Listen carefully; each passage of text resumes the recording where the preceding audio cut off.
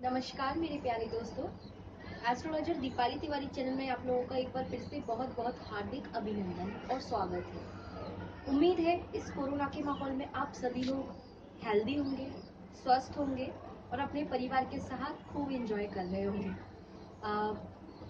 आज इस वीडियो में, जैसा कि आपको पता है, पिछली वीडियो में मैंने बात की थी कि शब्दों में शक्ति होती है और पानी के ऊपर जो एक्सपेरिमेंट डॉक्टर मसारो इमोतो ने किए थे उसके बारे में मैंने आपसे बातचीत की थी।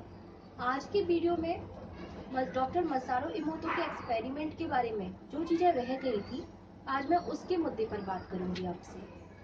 सबसे पहले तो, जैसा मैंने आपको बोला था कि डॉक्टर मसारो इमोतो जापान के एक फेमस स्यूडो साइंटिस्ट हैं।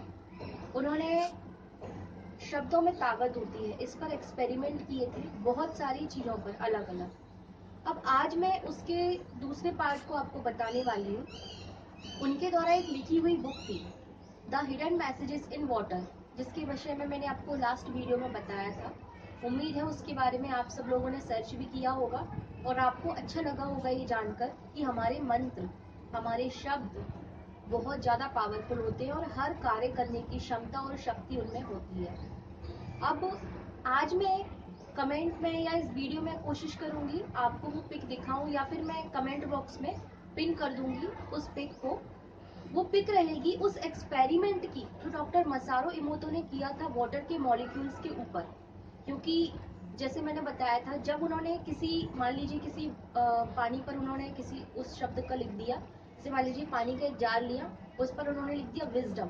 विजडम यानी कि बुद्धिमत्ता, एक पॉजिटिव शब्द है। और उसके बाद उन्होंने कई दिनों तक उस पानी के मॉलिक्यूल का एक्टिविट, मतलब उसके जिस तरह से वो अग्रसर हो रहा है वो देखा उन्होंने अपने माइक्रोस्कोप से। तो वो जो मॉलिक्यूल में क्या क्या उसने एक्टिविटीज की, क्या क्या चेंजेस हुए, वो खुश दिखाई दिया, पॉजिटिव दिखाई दिया, नेगेटिव वर्ड की वजह से वो नेगेटिव दिखाई दिया, डल दिखाई दिया, इस तरह की सारी पिक्स मैं आपको कमेंट बॉक्स में डाल दूंगी। तो वहां से आपको और समझ में आएगा कि शब्दों की वजह से पानी के अणुओं में कितना कुछ चेंजेस हुए। और उससे आपको फिर से एक बार ये मानने पे आप मजबूर हो जाएंगे कि वाकई हमारे शब्दों में ताकत तो बहुत होती है।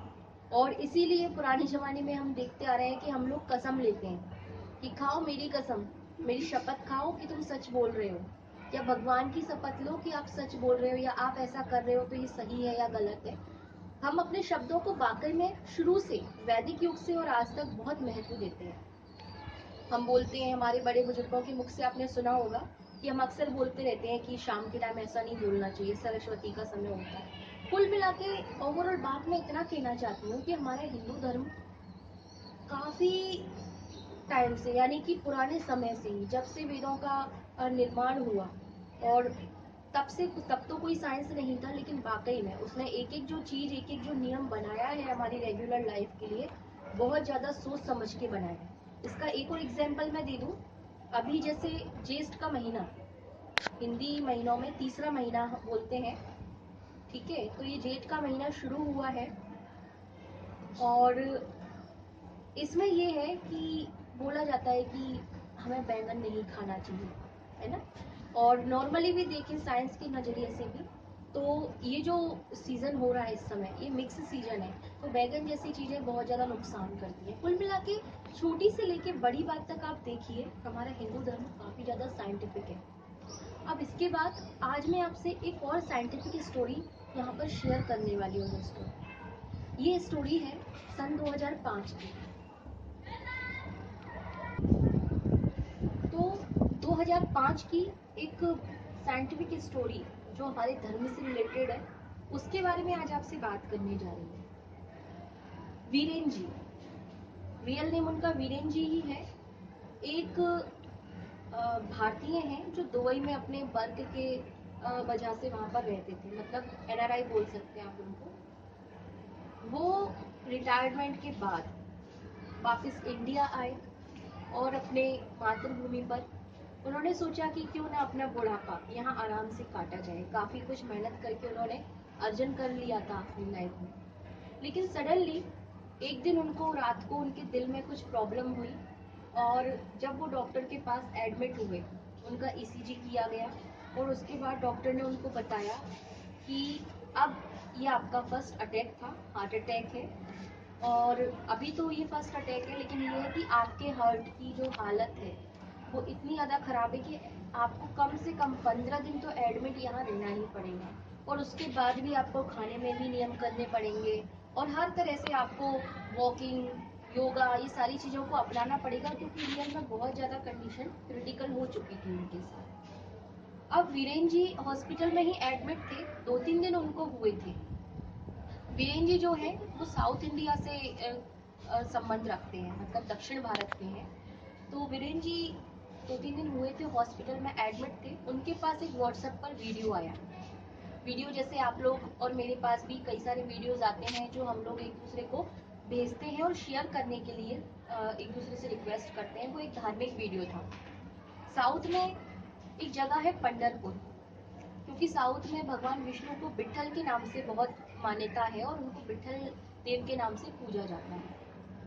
तो वीरेन जी के पास विट्ठल देव का ही एक वीडियो आया कि लगभग 200 हार्ट अटैक के पेशेंट एक साथ 200 किलोमीटर की पैदल यात्रा करके पंढरपुर गए और वो वहां पर जाते जाते उन्होंने सिर्फ एक शब्द का उच्चारण किया था, विट्ठल विट्ठल विट्ठल, क्योंकि वो विट्ठल देव की यात्रा पर जा रहे थे। और हमारे यहाँ मान्यता भी है कि जिस किसी भगवान की यात्रा पर जाओ, उनका नाम लेते हुए, उसका उच्चारण करते हुए, उनकी जय जयकार के नारे लगाते हुए जाओ।